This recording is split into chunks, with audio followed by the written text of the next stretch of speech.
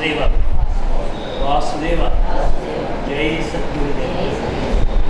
शुक्लांबरधरं विष्णुं शशिवर्णं चतुर्भुजं प्रसन्नवदनं ध्यायेत् सर्वविघ्नोपशान्तये। गुरुब्रह्मा गुरुविष्णु गुरुदेवो महेश्वरः गुरुसाक्षात् परब्रह्मा तस्मै श्रीगुरवे नमः। यो नित्यमच्युतपदाम्बुजयुग्मरुक्मा व्यामोहतस्तदितराणि तृणायमेने अस्मद्गो भगवतोऽस्य देकसिन्धो रामानुजस्य चरणौ शरणं। ॐ नमो ब्रह्मादिभ्यो ब्रह्मविद्यासम्प्रदायकर्तृभ्यो वंशर्षिभ्यो भ्यो नमो बुद्ध्यः। सर्वोपकारहितः प्रज्ञानघनः प्रत्यगतो ब्रह्मैवास्मि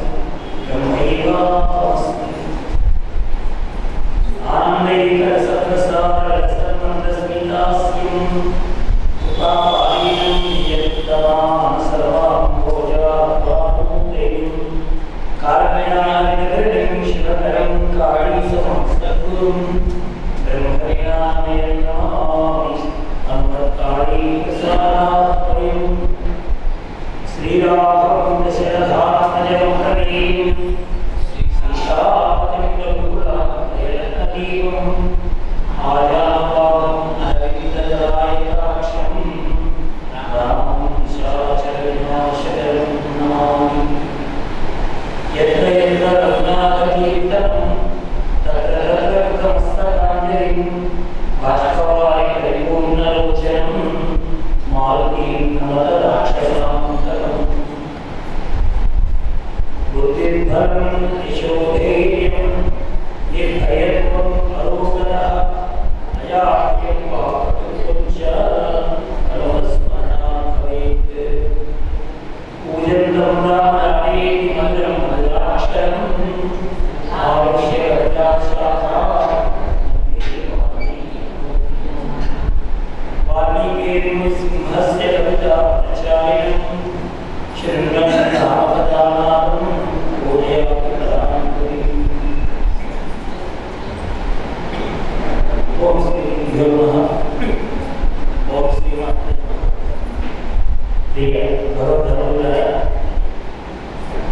సద్గురుదేవుల యొక్క పరమ పరిపూర్ణమైనటువంటి అనుగ్రహంతో మన అంబాజీపేట గ్రామంలో శ్రీమా అప్పల రవికుమార్ గారు, వారి ధర్మపత్ని రేవతి గారు, వారి కుటుంబ సభ్యుల సహాయ సహకారంతో మనం నిర్వహించుకుంటున్నటువంటి రామాయణ సప్తాహ ప్రవచన కార్యక్రమంలో మనం ఆలోచన ప్రవచన కార్యక్రమం నిర్వహించాం. మనం నిన్నటి వరకు సుందరకాండాత్మకమైన విషయాల గురించి కూడా తెలుసుకునే ప్రయత్నం చేస్తూ మనకు సీతమ్మగా చెప్పినటువంటి కొంతమంది దంపతుల కథల గురించి తెలుసుకునే ప్రయత్నం చేశాం. దీనిలో అమ్మ ఓ 10 మంది దంపతుల గురించి మాట్లాడుతుంది. అంటే భర్త కష్టాల్లో ఉన్నప్పుడు ఎలాగైతే భార్యలు వారి వారి యొక్క ధర్మాన్ని అనుసరించి ఆ భర్త కష్టాన్ని తొలగించడానికి ప్రయత్నం చేశారో, ఎటువంటి విపత్కర పరిస్థితుల్లో కూడా పరపురుషుడి తలంపు వారి హృదయాన్ని చేరనివ్వకుండా తమ భర్తతోటే లోకంగా వాళ్ళు ఎలా జీవనం సాగించారనే విషయాల గురించి మనకి నేను అమ్మ ప్రారంభం చేసి కొంతమంది జంటల కథలు చెప్పింది. వాళ్ళలో శచీదేవేంద్రుల గురించి తెలుసుకున్నాం, అరుంధతి వశిష్ఠుల గురించి తెలుసుకున్నాం, రోహిణి చంద్రుల గురించి తెలుసుకున్నాం, సుకన్య చవల గురించి తెలుసుకున్నాం, సావిత్రి సత్యవతుల గురించి తెలుసుకున్నాం, కపిల శ్రీమతుల గురించి తెలుసుకున్నాం. ఇక మనం ఇంకో 3 దంపతులు ఇచ్చారు. వాళ్ళు సోదరసమదయుక్తులు అని, వారికి ఒక జంట సోదరసమదయుక్తులు అని. వీరికి కొద్దిగా విచిత్రమైనటువంటి కథ శ్రీమద్ రామాయణం. ఎలాగంటే ఓ రోజున ఒక రాక్షసుడు సౌదాసుడు అనే మహానుభావుడు ఇక్ష్వాకుల వంశంలో వారే. ఆ ఇక్ష్వాకుల వంశంలో ఉన్న మహానుభావుడి దగ్గరికి ఒక బ్రహ్మ రాక్షసుడిని చంపడం జరుగుతుంది. తరువాత మన సోదరుడు ఒకడు ఆయన మీద కాస్త కోపాన్ని వహించి ఎలాగైనా ఈయన ఎలచాటుపాలు చేయాలనే ఉద్దేశంతో వశిష్ఠుడు వారి వేషంలో ఓ రోజున ఈ సౌదాసుడు ఇంటికి వస్తాడు. ఆ బ్రహ్మరాక్షసుడు వచ్చి, అయ్యా మీకు భోక్త మీ పితృదేవుల కార్యం కనుక భోక్తగా నేను రాబోతున్నాను, నాకు నరమాంసాన్ని వండి పెట్టండి అని కోరుకున్నాడు. అంటే వచ్చి అడిగిన వాడేమో బ్రహ్మరాక్షసుడు, కానీ అలా రూపం మార్చుకుని అలా వచ్చింది, రూపంలో వచ్చిందేమో వశిష్ఠుల వారు. వశిష్ఠుల వారే వచ్చారనుకున్నాడు ఆయనే అడిగాడు కాబోలుకున్నాడు. దాంతో నిజంగా నరమాంసాన్ని వండుతాడు. ఆ సమయంలో నిజమైనటువంటి వశిష్ఠుల వారు వస్తారు భోజనాన్ని. అలా ఎదురుగా కూర్చోగానే ఆయన అంటాడు, ఏమయ్యా భక్తగా పిలిచి నాకు ఈ నరమాంసాన్ని పెడతావా, కాబట్టి నీవు ఒక రూపం మారిపోదుగాక, ఒక రాక్షసుడు అయిపోదుగాక అని శాపాన్ని ఇవ్వబోతున్న సందర్భంలో అప్పుడు సౌదాసుడు అంటాడు, అయ్యా మీరే కోరారు, నేను పెడుతున్నాను, అలా కోరినందుకు మీకు పెడుతున్నందుకు మళ్ళీ నాకే మీరు శాపం ఇస్తారా అని గురువుని శపించడానికి ఇలా నీళ్లు పోసుకుంటాడు. చేతిలో నీళ్లు పోసుకుంటాడు. ఆ నీళ్లు పోసుకునేటప్పటికి అప్పుడు మదయంతి అడ్డుపడుతుంది అన్నమాట. మీరు కూర్చోరు, మీరు మగవాళ్ళతో కూర్చోరు. అప్పుడు వెంటనే సౌదాసుల వారు ఒక రకంగా బాధపడతాడు. గురువు మీదకి నీళ్ళు తీసుకోగానే వాళ్ళు ఆవిడ అడ్డుపడతారు. ఏమంటే మీరు గురువుని శపించి మీరు గురుద్రోహం చేయొద్దు, కాబట్టి మీరే వచ్చి మీకు నరమాంసం అడుగుతున్నాడు అనేది మీరు ఎలా చెప్పగలుగుతారు? ఇంతకు ముందు ఎన్నో మార్లు భక్తగా వచ్చాడు కదా వశిష్ఠుల వారు, ఆయన ఎప్పుడు ఇలాంటి మాట అడగలేదు. ఇప్పుడు మీరు అడుగునట్టుగా కనిపిస్తోంది కాబట్టి వచ్చి అడిగింది వశిష్ఠుల వారు కాదు, ఓసారి ఆలోచన చేయండి అంటుంది భార్య. అప్పుడు ఆయన కాస్త ఆలోచిస్తే వచ్చి అడిగిన వాడు బ్రహ్మరాక్షసుడని, ఇప్పుడు ఈ రూపంలో వచ్చింది యథార్థమైన వశిష్ఠుల వారిని తిరిగి మరి ఈ శాపానికి ఇలా పోసుకున్న నీళ్లు నన్ను ఏం చేయమంటావు అని అడిగాడు భార్య. అప్పుడు ఆవిడ చెప్తోంది, స్వామి మీ పాదాల మీద పోసేసుకోండి. అలా గురువుని శపించిన మాట అది మన ప్రపంచంలో చరిత్రలో నిలబడిపోతుంది. గురువు వ్యతిరేకమైన కార్యాలు చేయొద్దు అని ఆవిడ చెప్పగానే ఆ నీళ్ళని తన పాదాల మీద పోసుకుంటాడు. అప్పుడు ఆ శాప ప్రభావం వల్ల ఆయన పోసుకున్నటువంటి జల మంత్ర ప్రభావం వల్ల ఆయన పాదాలు నల్లగా అయిపోతాయి. అప్పటి నుంచి ఆయన కల్మాషపాదులు అని పిలుస్తారు. మనకి రామాయణంలో వస్తుంది ఆయన చరిత్ర. అంటే అక్కడ భర్త యుక్తాయుక్త విచక్షణ కొద్దిపాటి జ్ఞానం వెనకడుగు వేసి వశిష్ఠుల వారిని శపించడానికి నీటిని తీసుకుంటే గురువుని శపించడం ధర్మం కాదని, ఎలాగైతే మదయంతి అనే ఆవిడ భర్తకు వెనకాతల ఉండి ఆయనకు సత్యాన్ని చెప్పిందో అలా నేను కూడా నా రాముని అనుసరించే ఉంటాను, మీ రావణాసురుని చేరను అని 8వ జంట కథగా వాళ్ళ కథ చెప్పింది. ఇక 9వ కథ సగరుడు కేసి అనే వాళ్ళ కథ. ఇది మనకి భాగీరథుడి యొక్క భగీరథ ప్రయత్నంలో మనం అక్కడ చెప్పుకున్నాం.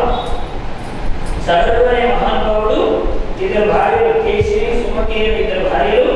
అందులో ఈ సుమతి అనేటువంటి ఆవిడకి ఒక చిన్న కేసి అనేటువంటి ఆవిడకి ఏది ఒక అసమంజుడు అనే కుమారుడు. తర్వాత సుమతి అనే ఆవిడకి సరకాయాలను గర్భం వస్తే అందులో నుంచి 60,000 మంది పుత్రులు పుడతారు. వాడు సగర పుత్రులుగా పిలువబడ్డారని రామాయణం చెప్తాం. ఇప్పుడు ఒకగానొక పిల్లాడు అది సరైనదిలో పిల్లల నుంచి ఏడిపిస్తూ ఉంటే అప్పుడు రాజుగారు ఒకరికి రాజ్యబహిష్కరణ శిక్ష విధిస్తారు. లోకంలో ఎవరైనా తన పిల్లల తప్పులు వెనకేసుకొస్తారు, ఇతరుల తప్పులు పెద్దదిగా చూపిస్తారు. కానీ ఇక్కడ సగరుడు తన కుమారుడిని కూడా చూడకుండా శిక్ష విధించాడు.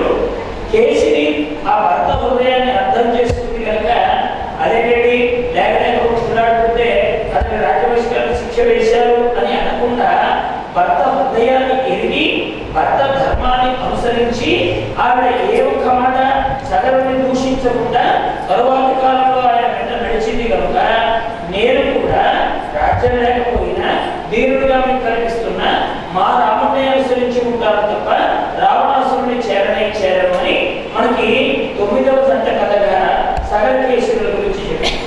ఇక 10వ జంట నలమయ్యల జంట. ఇది చాలా విచిత్రమైనటువంటి కథ. ఓ రోజున నలుడికి ఒక హంస దొరుకుతుంది, స్నానం చేస్తుంటే.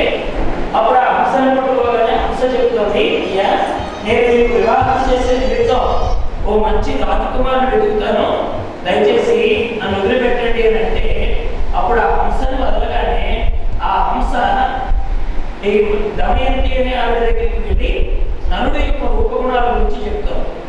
దాంతో వీళ్ళిద్దరూ పరస్పరం హంసరాయకారం వల్ల ఒకరి మనస్సు ఒకరు ఇచ్చిపుచ్చుకుంటారు. తర్వాత కొంతకాలానికి దమయంతికి రాజ్యంలో స్వయంవరం ఏర్పాటు చేస్తున్న సందర్భంలో అక్కడ ఒక సంఘటన జరుగుతుంది. ఇది ఈ నలుడికి రాయబారానికి స్వయంవరానికి రమ్మని ఆవిడ హంస చేత కబురు పెట్టేస్తుంది. ఈ సమయానికి బయలుదేరి వస్తున్న సమయానికి యముడు, ఇంద్రుడు, వరుణుడు, అగ్నిదేవుడు వీళ్ళ నలుగురు కూడా అదే దమయంతి స్వయంవరానికి బయలుదేరుతూ ఉంటారు. అప్పుడు నలుడికి ఎదురుగా వెళ్ళిన దేవతలు ఒక వరాన్ని కోరతారు. అబ్బాయి, మేము ఒక పని మీద వెళుతున్నాం, ఆ పని నీ వల్ల కావాలి, కాబట్టి నువ్వు మాకు ఆ కార్యం చేస్తానని మాటిమ్మని అడుగుతారు నలుడు. ఏమిటి ఆ పని అని అడుగుతారు నరమహారాజు. మేము నలుగురు దమయంతి స్వయంవరానికి వెళుతున్నాం, మా నలుగురులో ఎవరో ఒకళ్ళు ఆవిడని వరించేలాగా మా గురించి కాస్త గొప్పగా చెప్పి మా నలుగురిలో ఎవరో ఒకరు ఆవిడ వరించేలాగా చెయ్యాలి అని అంటారు. దాంతో నలుడు అంటాడు, ఎక్కడ ధర్మం, నేను కూడా ఆ స్వయంవరానికే వెళుతున్నాను, నేను మనస్సు పెట్టిన ఆ అమ్మాయి దగ్గరికి మీలో ఎవరో ఒకరిని వివాహం చేసుకోమని మధ్యరాయకారాన్ని నేను ఎలా నడపగలను, ఇది మీరు అడగొచ్చునా అని నలుడు అంటాడు. దాంతో వాడు నలుగురు అంటాడు, అబ్బాయి మాట ఇచ్చేవాడు కనుక మాట తప్పి ఉంటానంటే నీ ఇష్టం, లేదు మాట ప్రకారం నెరవేరుస్తావు అంటే అది నీ ధర్మం మీద సత్యం మీద ఆధారపడి ఉంటుందని చెప్పగానే అప్పుడు నలుడు మాట్లాడాడు, నేను ఆ అమ్మాయిని ఎప్పుడు చూడలేదు, అంత రాజ్యంలో ఆ అమ్మాయి ఎక్కడుంటుందో నాకు ఎలా తెలుస్తుంది, మరి ఆ ప్రయాణం అమలు అవుతుందా అని నమ్మకాలి. దాంతో అక్కడ నలుగురు మహానుభావులు అతనికి ఒక అద్భుతమైన మంత్రాన్ని ఉద్దేశించేసి, మేము ఇప్పుడు కళ్ళు మూసుకొని ఈ మంత్రం చేయగానే నువ్వు వెళ్ళి దమయంతి గదిలో ఉంటావు, నీ ఎదురుగా ఉన్నటువంటి ఆవిడ దమయంతి, ఆవిడతో నువ్వు వచ్చిన వ్యవహారం చెప్పొచ్చు అని చెప్తారు. దాంతో నలుడు సరైన అక్కడికి వెళ్ళిపోతే ఆవిడ ఏకాంత మందిరంలో పరమపురుషుడు దృశ్యాన్ని చూసినటువంటి దమయంతి, ఎవరి చూడబోతే రావుగారిలాగా కనిపిస్తున్నారే, మీకు మర్యాద తెలియదా, ఇలా ఏకాంతంలో ఒక్కగానొక్క స్త్రీ మూర్తి అంతఃపురంలో ఉండగా ఏకాంత మందిరంలో ప్రవేశించొచ్చునా అని ఆవిడ అడుగుతుండగా అప్పుడు తనని తాను పరిచయం చేసుకుంటాడు. నా పేరు నరమహారాజు, నేను కార్యనిమిత్తం ఇక్కడికి వచ్చానగానే నలుడు అనే పేరు వినగానే కాస్త దమయంతి సిగ్గుపడుతుంది. కానీ నలుడు అంటాడు, నేను కార్యనిమిత్తం వచ్చాను, అక్కడ ఆ యముడు, వరుణుడు, ఇంద్రుడు, అగ్నిదేవుడు వీళ్ళ నలుగురు నీ స్వయంవరానికి వస్తున్నారు, ఇప్పుడు వాళ్ళలో ఎవరో ఒకరిని వరించాలి అని చెప్పగానే అప్పుడు ఆవిడంటుంది, అయ్యా ఇతరులు చెప్పమన్న మాటలు చెప్పడానికి మీకు అధికారం ఉంది, కానీ వాళ్ళలో ఎవరో ఒకరిని వివాహం చేసుకోమని చెప్పడానికి మీకు అధికారం లేదు, ఎందుకంటే అది నా స్వయంవరం, నేను ఇష్టపడి ఎవరి మీదలో దండ వేస్తానో అతను నా భర్త అవుతాడు, అంతేగాని మీరు ఫలానా వారిని చేసుకోమని చెప్పడానికి కాదు కదా స్వయంవరం అంటే. కాబట్టి వాళ్ళ మీద రానివ్వండి, వాళ్ళతో పాటు మీరు రండి, అక్కడ నా మనస్సు ఎవరి మీద లగ్నమైతే వారి మెడలో దండ వేస్తానన్నది దమయంతి. అయితే సభాభవనంలోకి పరమాలతో ప్రవేశించిన దమయంతికి అక్కడ 5 నరమహారాజులు కనబడతారు. అంటే వీళ్ళ నలుగురు కూడా నలుడిలాగా వేషాన్ని మార్చుకుంటారు. వాళ్ళు దేవతలు కదా, కామరూప ధరులు కదా, ఏ రూపం కావాలంటే ఆ రూపాన్ని ధరించగలవాడు. దాంతో ఆవిడకి పరీక్ష ఏర్పడుతుంది దమయంతి దేవి. అప్పుడు ఒకసారి తన ఇష్టదైవాన్ని తలుచుకోగానే కొన్ని సూచనల ప్రకారంగా అసలైనటువంటి నలుడిని గుర్తించిన దమయంతి ఆయన వల్ల వరమాలు వేస్తుంది. అప్పుడు ఈ దూరంగా ఉన్న ఈ నలుగురు అంటారు, ఏమన్నా మేము కూడా నలుడిలాగానే వేషం మార్చుకున్నాం, నలుడిలాగానే రూపము, నలుడిలాగానే అన్ని అవయవాల్లో ఇక 5 నలుగురు ఉన్నారు అన్నట్టుగా మేము ఇక్కడ నిలబడితే అసలైన నలుడిని వెలాగొట్టుబట్టావు అని అడుగుతారు. అప్పుడు దమయంతి చెప్తోంది, స్వామి మానవులకి దేవతలకి కొన్ని లక్షణాలు మార్పు ఉంటాయి, మానవులేమో కనురెప్పలు వేస్తారు, దేవతలు వేయరు. ఈ నలుడు ఒక్కడే కనురెప్పలు వేస్తున్నాడు, మీరు నలుగురు వేయడం లేదు కనుక ఇతడే నలుడు, మీరు నలుగురు దేవతలు. ఇంకోటి ఏంటంటే మానవుడికే చెమట పడుతుంది, దేవతలకు చెమట పట్టదు. ఇలా నలుడికి ఈయన ఒక్కడికే చెమట పడుతుంది, మీరు నలుగురికి పట్టడం లేదు కాబట్టి ఇతడు నలుడు. ఇంకొకటి, దేవతల పాదాలు నేలకు ఆని ఉండవు, మనుష్యుల పాదాలు నేలకు ఆని ఉంటాయి. ఇక్కడ నలుడి పాదాలు భూమిని తాకుతున్నాయి, మీ నలుగురి పాదాలు భూమిని తాకడం లేదు కనుక యథార్థమైన నలుడి ఇతడిని ఇతడి మెడలో దండ వేసేటటువంటి సమయం. దాంతో ఆవిడ ఉద్యమశీలతకు మెచ్చుకున్నటువంటి యముడు వీళ్ళందరూ కూడా వరాలిస్తారు. అక్కడ యమధర్మరాజు ఆయన వరాన్ని ప్రసాదిస్తాడు, ఆయన నీకు మృత్యు అనేటువంటిది తెలుస్తుంది. అక్కడ వరుణుడు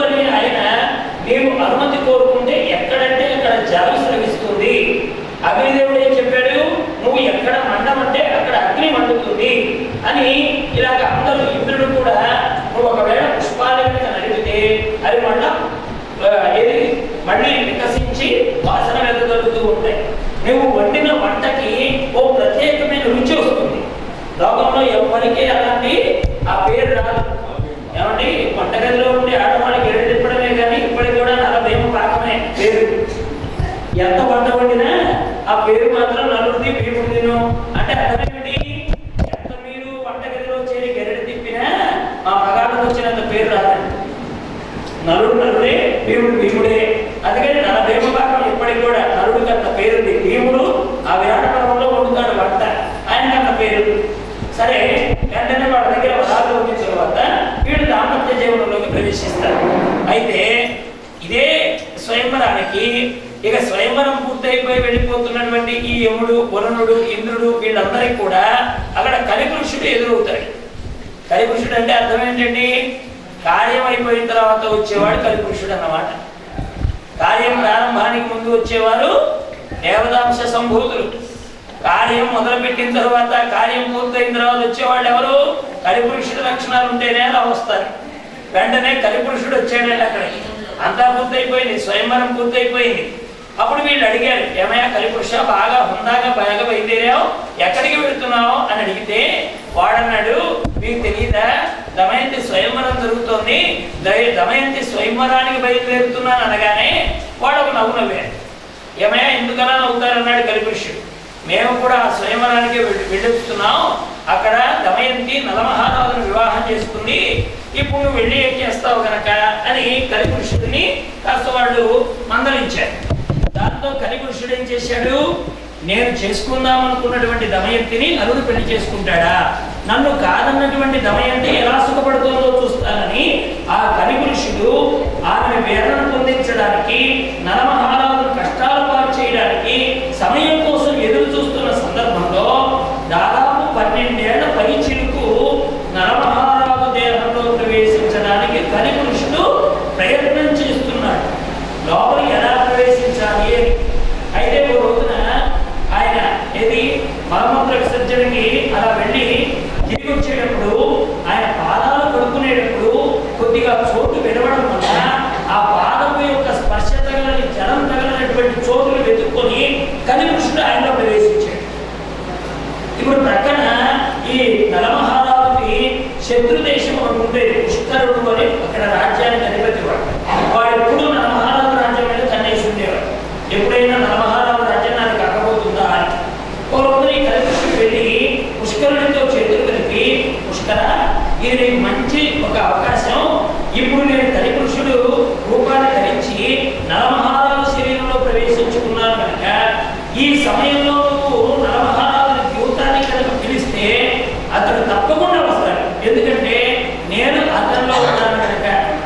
ఇంకోటి ఏంటంటే ఒళ్ళు తెలియకుండా పెద్దలుగా వస్తూ ఉంటాడు, ఓడిపోయే కొద్ది రెచ్చిపోతూ ఉంటాడు. కారణం ఏంటంటే ఆ కలియంశ అయినటువంటి నేను ఆయన దేహంలో ఉన్నాను. ఆయన తప్పనిసరిగా ఓడిపోతాడు, ఆ రాజ్యం నీకు వచ్చేస్తోందని చెప్తే అప్పుడు నలమహారాజు దగ్గరికి ఈ పుష్కరుడు ద్యోతమాడడానికి వెళ్తాడు. ఆ సమయంలో ఈ దమయంతి తల్లి ఒక చాటు నుండి చూస్తూ ఉంటున్నమాట ఏం జరుగుతుందనే విషయం. అయితే అదంతా చూసేటప్పుడు నలుడు ప్రణంగా పెడుతున్నాడు, ఓడిపోతున్నాడు, పెడుతున్నాడు, ఓడిపోతున్నాడు.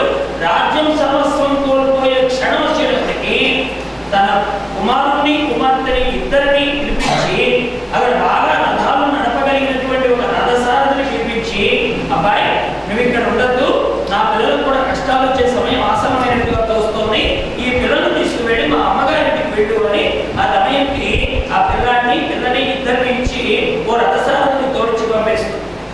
సరే, ఇక్కడే జరుగుతుంది, అంతా ఓడిపోయాడు నలమహారాజు. ఆఖరుడు పుష్కరుడు అంటాడు, ఇప్పుడైనా మెచ్చిపోయింది ఏం లేదు, నీ భార్య దమయంతి ఉంది కదా, దమయంతిని భణంగా పెట్టు అన్నాడు. అప్పటికి కానీ తెలివి రాలేదు ఎవరికి, నలమహారాజు. ఎంత ఓడిపోయాడో, ఎంత కోల్పోయాడో, ఇప్పుడు దమయంతిని పెడితే తన బ్రతుకేపోతుందో ఆలోచించుకున్నవాడు కనుక కొద్దిగా విచక్షణ జ్ఞానంతో వెనక్కి తగ్గి తన భార్యను తీసుకొని కట్టుబట్టలతో రాజ్యాన్ని దాటి బయటికి వెళ్ళిపోయాడు. ఆ సమయంలో ఆయన అరణ్యానికి వెళ్ళాడు, అరణ్యంలోకి ప్రవేశించేశాడు.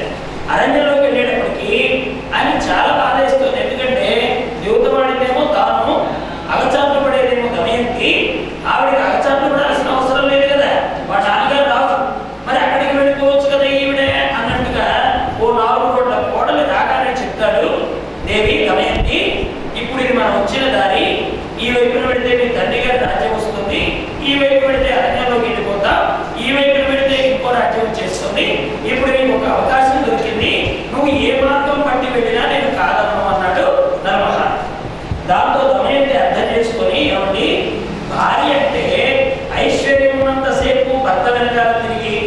కావలసినవన్నీ ఇచ్చేటప్పుడు మెచ్చుకోలుగా అతనికి సేవలు చేసి దురదృష్టవశాత్తు ధనం పోగానే రాజ్యం పోగానే అతన్ని విడిచేసేటువంటి స్త్రీమూర్తి లాంటి దాన్ని అనుకున్నారా నన్ను?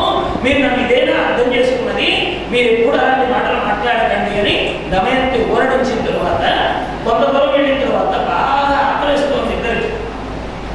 ఆహారం తినకుండా వచ్చేసారు కనుక వాడు బాగా ఆకలిస్తుంటే ఆ సమయంలో తన వెంట వచ్చిన దమయంతి ప్రాణాలు నిలబెట్టడానికి ఇంత అన్నమైన, లేకపోతే రాజులు కాబట్టి ఏ పక్షి మాంసమో లేకపోతే ఏదో దేహం నిలుపుకోవడానికి సుమా గుర్తుపెట్టుకోండి, దేహం నిలుపుకోవడానికి అందుకు అవసరమవుతోంది కదా అని ఆలోచిస్తున్న సందర్భంలో ఒక పక్షుల గుంపు కనపడగానే దాని మీదకు తన పంచని తీసి పైన వరగా వేస్తాడు నరమహారాజు.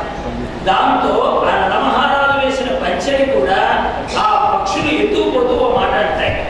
ఏమయ్యా నరమహారాజా, మేము ఎవరికో తెలుసునా? ఆ పుష్కరుడి చేతిలో ఉన్న బాధ్యతలనే నీ మీద నిన్ను వ్యవస్థలను చేయాలి, వస్త్రం కూడా లేకుండా చేయాలని ఇగో ఈ రూపంలో వచ్చి నీ వస్త్రాన్ని పట్టుకెడుతున్నావు అని చెప్పగానే భార్య ముందరకి వివస్త్రుడిగా రావడానికి నరుడు భయపడ్డాడు. లోకంలో కొన్ని ధర్మాలు ఉన్నాయి. భార్యకు భర్త ఇలా నగ్నంగా కనిపించకూడని ఒక సందర్భం కూడా ఉంటుంది, శాస్త్రంలో చెప్తారన్నమాట.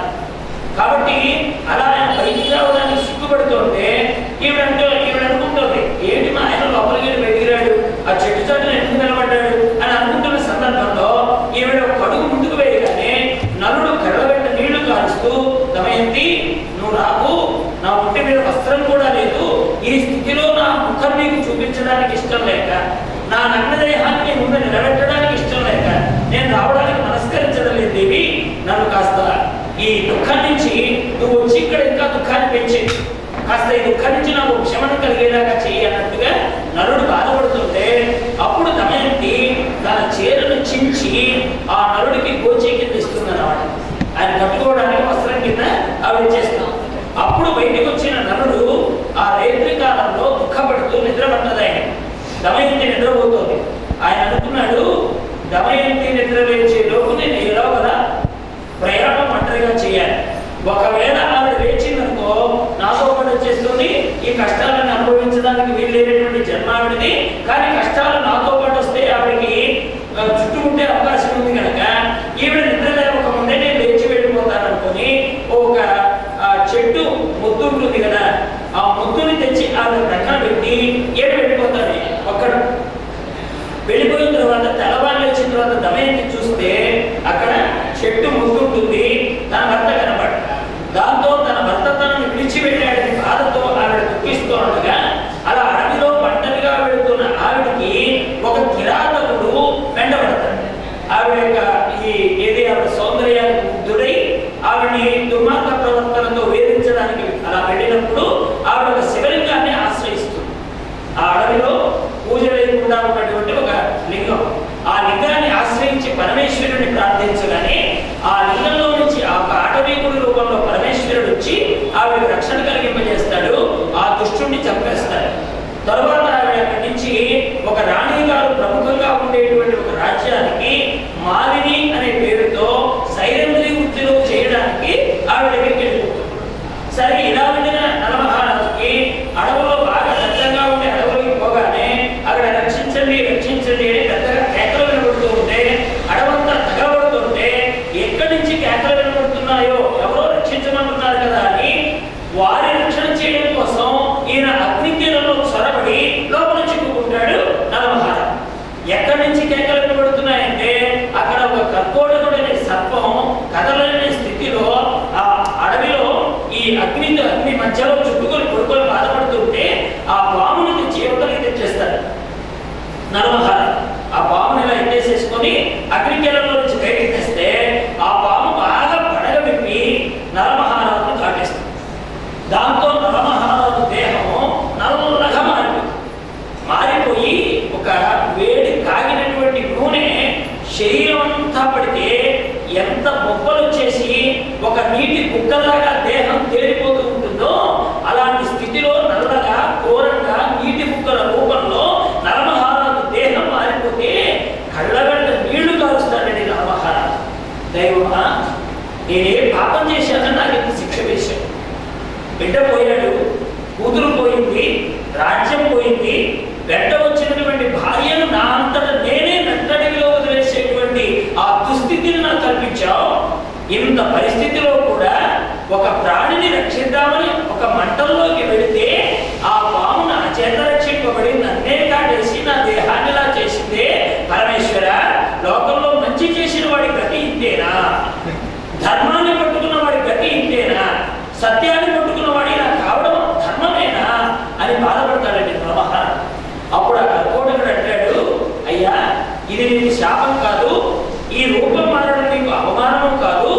నీలో కలిపురుషుడు ఆవేశించి ఉండడం వలననే నువ్వు జీవితంలో ఓడిపోయావు. నీ భార్య నీకు దూరం అయ్యింది, నీ పిల్లలు నీకు దూరం అయ్యాడు. నీ భార్యను విడవలసినటువంటి సంఘటన దాపురించడానికి కారణం నీ లోపల కలిపురుషుడు ఆవేశితుడై ఉండడం వల్ల ఆ పని చేయాల్సి వచ్చింది. ఇప్పుడు నేను నీ దేహాన్ని కాటేశాను, నా విషయం నీలో బాగా ఇంగిపోయింది. ఇప్పుడు ఈ విషయం ఎవరిని బాధిస్తుంది? నీ లోపల ఉన్న కలిపురుషుడిని బాధిస్తుంది. ఇప్పుడు నీకు ఒక మాట చెప్తున్నాను నరమహారాజా. ఇక్కడికి దగ్గరలో ఋతుపర్ణుడు అనే ఒక మహారాజు రాజర్షిగా ఉండి ఆయన అయోధ్య నగరాన్ని పరిపాలన చేస్తున్నాడు. ఆ మహారాజు గారి దగ్గరికి వెళితే నీకు ఆశ్రయం లభిస్తుంది. కాలంలో మళ్ళా తిరిగి నువ్వు నీ దమయంతిని చేరుకునేటువంటి అవకాశం తప్పక భగవంతుడిని కలిగిస్తాడు. కలిపురుషుడు నీ ఇంట్లో నుంచి వెళ్ళేటువంటి సమయం దగ్గరలోనే ఉంది. అయితే ఆ వెళ్ళేంత వరకు ఈ ఇబ్బంది తప్పదు. కాబట్టి జాగ్రత్త నాయన అని చెప్పి కర్కోటకుడు వెళ్ళిపోయిన తర్వాత అప్పుడు ఈ మారిన దేహంతో వంగిన నడుము కలిగినటువంటి వాడై ఒక ఏది కురూపి రూపాన్ని ధరించినటువంటి నరమహారాజు ఋతుపర్ణుడి ఆశ్రయాన్ని పొందాడు. అక్కడ ఋతుపర్ణుడితో చెప్తాడు, అయ్యా, నేను పూర్వం నరమహారాజు గారి దగ్గర వంటవాడిగా ఉండేవాడిని. నేను వండిన వంటలు రాజు చాలా మెచ్చుకునేవాడు. కాలక్రమంలో ఆ రాజుకు కొన్ని దుస్థితులకు దాపురించడం వల్ల నేను కూడా దిక్కులేని వాడిని మిమ్మల్ని ఆశ్రయించాను. నాకు మీ చోటు స్థానం ఇవ్వండి అని కోరుకోగానే అప్పుడు ఈ ఋతుపర్ణుడు ఈ మహానుభావుడిని చక్కగా వంటవాడిగా నిర్మించేశాడు. సరే, ఇక్కడేం జరుగుతుంది? వాళ్ళ అమ్మగారు నాన్నగారు ఉన్నారు కదా దమయంతి దేవికి, వాళ్ళ పిల్లలు ఆ రాజ్యానికి వెళ్ళిపోయారు కదా. వెంటనే రాజభటులు, మంత్రులు కొంతమందిని పిలిపించి, మా అమ్మాయి మా అల్లుడు అడవుల పాలయ్యారని తెలిసింది, మీరందరూ అన్ని రాజ్యాలు తిరిగి మా వాడెక్కడైనా కనబడితే తీసుకురండి అని పంపించాడు. దమయంతి వాళ్ళ అమ్మ నాన్న పంపిస్తే అక్కడ ఈయన అంతా వెతుకుతూ వెళ్ళినటువంటి చారులు ఈవిడ పనిచేస్తున్నటువంటి రాజుగారి దగ్గరికి వచ్చి ఆ రాణి గారి దగ్గర ఈవిడ మాలలు కడుతూ ఉండడాన్ని చూసి గుర్తించినటువంటి ఆ చారులు అమ్మగారిని మళ్ళీ తిరిగి వాళ్ళ అమ్మగారికి తీసుకెళ్లారు. వాళ్ళ నాన్నగారు అమ్మగారికి చేరిపోయింది దమయంతి. ఏనేమో ఋతుపర్ణుడి